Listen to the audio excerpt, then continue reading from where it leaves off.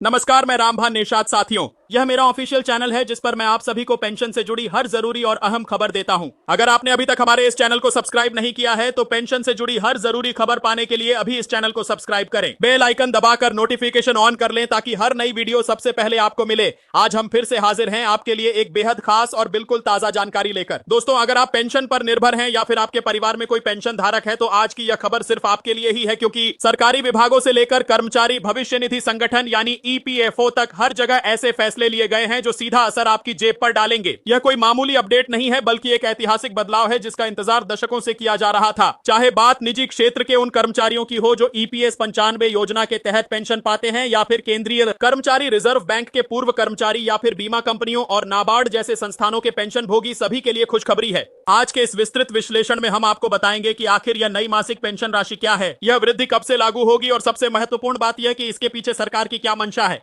हम बात करेंगे उन नए नियमों की जिन्हें सरकार ने अभी मंजूरी दी है, जिसमें न्यूनतम पेंशन को लेकर बड़ा ऐलान किया गया है। तो अगर आप चाहते हैं कि आपको पेंशन से जुड़ी हर छोटी बड़ी जानकारी सबसे पहले मिले, सबसे सटीक रूप में मिले, तो इस वीडियो को अंत तक देखना न भूलें। साथ ही अगर आपने हमारे चैनल को सब्सक्राइब नहीं किया है तो अभी सब्सक्राइब कर लीजिए और वीडियो को लाइक करके उन सभी मित्रों और रिश्तेदारों के साथ साझा कीजिए जिनके लिए यह जानकारी किसी वरदान से कम नहीं है। चलिए सबसे पहले शुरू करते हैं उस सबसे बड़ी खबर से जिसका निजी क्षेत्र के लाखों सेवानिवृत्त कर्मचारी बेसब्री से इंतजार कर रहे थे। ईपीएस 95 पेंशन योजना में ऐतिहासिक संशोधन, 7,000 का सपना हुआ साकार। दोस्तों, जब भी हम निजी क्षेत्र की पेंशन की बात करते हैं तो सबसे पहला नाम आता है कर्मचारी पेंशन योजना 95 यानी ईपीएस 95 का। यह वो योजना है जो संगठित क्षेत्र के उन करोड़ों कर्मचारियों को सुरक्षा कवच प्रदान करती है जो अपनी जिंदगी भर की मेहनत के बाद सेवानिवृत्त होते हैं। लेकिन पहले तक इस योजना में एक बड़ी खामी थी, वो थी न्यूनतम पेंशन राशि। पिछले कई वर्षों से यह राशि महज 1,000 से 1,500 के आसपास थी, जो आज के महंगाई के दौर में बिल्कुल अपर्याप्त साबित हो रही थी। एक वृद्ध व्यक्ति के लिए जिसकी जवानी कारखानों और ऑफिसों में बीती हो, उसके लिए यह राशि ना तो दवा के लिए काफी थी और ना ही राशन के लिए। लेकिन अब वह दिन आ ही गया जिसका इंतजार था। हाल ही में जो ब्रेकिंग न्यूज सामने आई है उसके अनुसार ईपीएस 95 के तहत मिलने वाली न्यूनतम पेंशन राशि में भारी बढ़ोतरी की गई है। अब यह राशि बढ़कर 7,000 प्रतिमाह हो जाएगी। जी हां, आपने सही सुना, 7,000। यह वृद्धि कोई साधारण नहीं है। यह उन लाखों परिवारों की जिंदगी बदल देने वाली है जो आज तक इस मामूली राशि पर गुजर बसर करने को मजबूर थे। यह फैसला दर्शाता है कि सरकार ने आखिरकार पेंशन भोगियों की लंबे समय से चली आ रही मांग को सुना और उसे मूर्त रूप दिया। क्यों पड़ी इसे बढ़ोतरी की जरूरत? इस बढ़ोतरी की जड़ें बहुत गहरी हैं। जब यह योजना शुरू हुई थी तब 1,000 की कीमत आज के जमाने के 1,000 से बहुत अलग थी। उस समय यह राशि एक छोटे परिवार की बुनियादी जरूरतों को पूरा करने के लिए पर्याप्त समझी जाती थी। लेकिन जैसे जैसे समय बीता, महंगाई ने पेंशन की इस राशि को निगल लिया। दूध, सब्जी, अनाज, कपड़ा और सबसे महत्वपूर्ण स्वास्थ्य सेवाओं की लागत आसमान छूने लगी। ऐसे में पुरानी पेंशन राशि से गुजारा करना नामुमकिन हो गया। पेंशन भोगी संघों ने लगातार विरोध प्रदर्शन किए। कई याचिकाएं अदालतों में दायर की गईं और कानूनी हस्तक्षेपों ने इस मुद्दे को जीवित रखा। लंबे संघर्ष के बाद आखिरकार नीति निर्माताओं को इस ओर ध्यान देना ही पड़ा। यह बढ़ोतरी उसी लंबे संघर्ष की देन है। 7,000 की पेंशन का वास्तविक अर्थ दोस्तों, 7,000 की यह नई पेंशन राशि कोई दान या राहत नहीं है बल्कि एक अधिकार है और एक संरचनात्मक सुधार है। आइए इसे समझते हैं। अगर कोई पेंशन भोगी किसी छोटे शहर या अर्ध शहरी क्षेत्र में रहता है तो पहले मिलने वाले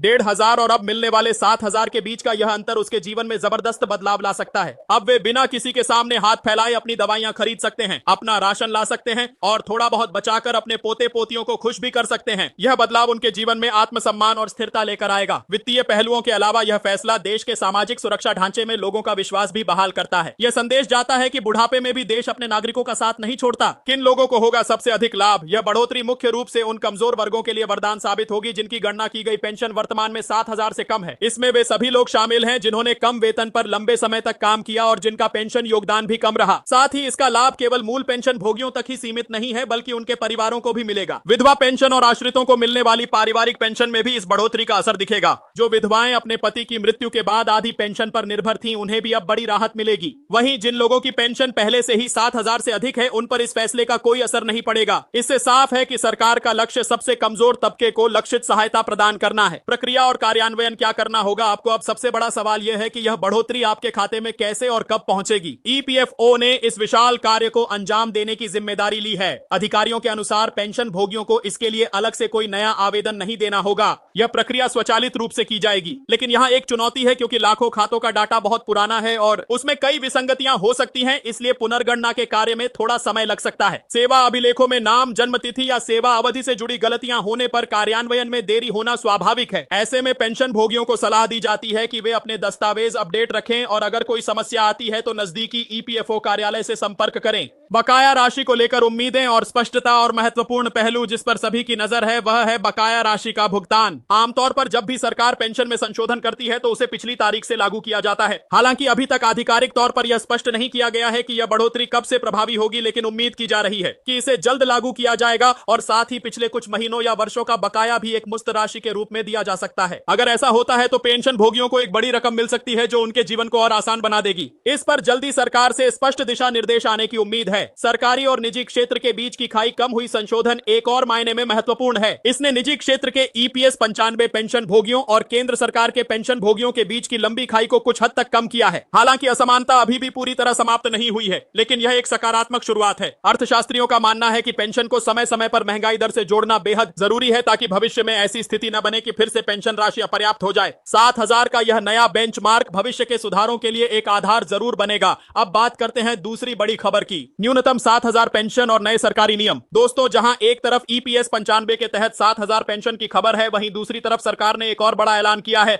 इस बार मामला थोड़ा अलग है। कुछ रिपोर्ट्स और अपडेट्स के अनुसार केंद्र सरकार ने अलग अलग क्षेत्रों के पेंशन भोगियों के लिए जो नए नियम जारी किए हैं उनमें न्यूनतम पेंशन को लेकर भी बात की गई है। हालांकि यह ईपीएस 95 के 7,000 से थोड़ा अलग और विशिष्ट समूहों पर केंद्रित हो सकता है, लेकिन इससे यह साफ होता है कि सरकार हर स्तर पर पेंशन राशि को बढ़ाने पर गंभीरता से विचार कर रही है। आरबीआई कर्मचारियों के लिए बड़ी खुशखबरी, 10% की बढ़ोतरी। पेंशन टुडे न्यूज के ताजा अपडेट के अनुसार सरकार ने रिजर्व बैंक ऑफ इंडिया यानी आरबीआई के सेवानिवृत्त कर्मचारियों के लिए पेंशन नियमों में बड़ा संशोधन किया है। यह संशोधन बेहद खास है क्योंकि इसके तहत आरबीआई के पेंशन भोगियों और उनके परिवारों को मिलने वाली पेंशन में 10% की बढ़ोतरी की गई है। यह बढ़ोतरी केवल बेसिक पेंशन तक सीमित नहीं है, बल्कि उस पर मिलने वाले महंगाई भत्ते पर भी लागू होगी। इसका मतलब यह हुआ कि अब पेंशन भोगियों को हर महीने 10% अधिक राशि मिलेगी, जो कि एक बहुत बड़ी राहत है। इस फैसले का लाभ करीब 37,000 से अधिक पेंशन भोगियों और उनके परिवारों को मिलने की उम्मीद है। सरकार ने इस बढ़ोतरी के कारण होने वाले अतिरिक्त वित्तीय बोझ को वहन करने के लिए लगभग 2,900 करोड़ रुपए के अतिरिक्त भुगतान को भी मंजूरी दे दी है। यह राशि सरकार की प्रतिबद्धता को दर्शाती है कि वह अपने पूर्व कर्मचारियों के प्रति अपने दायित्वों को निभाने के लिए किसी भी हद तक जाने को तैयार है। नाबार्ड और बीमा कंपनियों के पेंशन भोगियों को भी मिलेगा लाभ। सरकार ने यह सुनिश्चित किया है कि इस फैसले का लाभ केवल आरबीआई तक सीमित न रहे। राष्ट्रीय कृषि और ग्रामीण विकास बैंक यानी नाबार्ड और सार्वजनिक क्षेत्र की सामान्य बीमा कंपनियों के पेंशन भोगियों को भी इससे जोड़ा गया है। नाबार्ड में उन पेंशन भोगियों की पेंशन को संशोधित किया जाएगा जो पहले सेवानिवृत्त हुए थे। उनकी पेंशन को अब पूर्ण आरबीआई कर्मचारियों के बराबर कर दिया जाएगा। यह उनके लिए बेहद राहत भरी खबर है क्योंकि अब उन्हें वही सम्मान और आर्थिक सुरक्षा मिलेगी जो देश के सबसे प्रतिष्ठित वित्तीय संस्थान के कर्मचारियों को मिलती है। वहीं सार्वजनिक क्षेत्र की जनरल इंश्योरेंस कंपनियों के तहत आने वाले लगभग 15,000 पेंशन भोगियों और परिवार पेंशन भोगियों को 30% यूनिफॉर्म फैमिली पेंशन का लाभ मिलेगा। यह एक बड़ी राहत है, खासकर उन परिवारों के लिए जो मुख्य कमाने वाले सदस्य के खोने के बाद आर्थिक तंगी का सामना कर रहे थे। ये सभी फैसले मिलकर पेंशन भोगियों के लिए एक बड़ा वरदान साबित हो रहे हैं। नए नियमों की मुख्य बातें और अन्य बदलाव, विशिष्ट बढ़ोतरी के अलावा सरकार ने पेंशन के सामान्य नियमों में भी कई अहम बदलाव किए हैं जिनके बारे में हर पेंशन भोगी को जानना बेहद जरूरी है। पहला और सबसे महत्वपूर्ण बदलाव पेंशन की गणना के आधार से जुड़ा है। पहले की व्यवस्था में पेंशन का निर्धारण अक्सर अंतिम वेतन के आधार पर किया जाता था। इसका नुकसान यह होता था कि जिन कर्मचारियों के अंतिम वर्षों में वेतन में ज्यादा बढ़ोतरी नहीं हुई उनकी पेंशन कम बनती थी। अब इस नियम में बदलाव करते हुए पेंशन की गणना के लिए सेवा काल के दौरान के औसत वेतन को भी ध्यान में रखा जाएगा।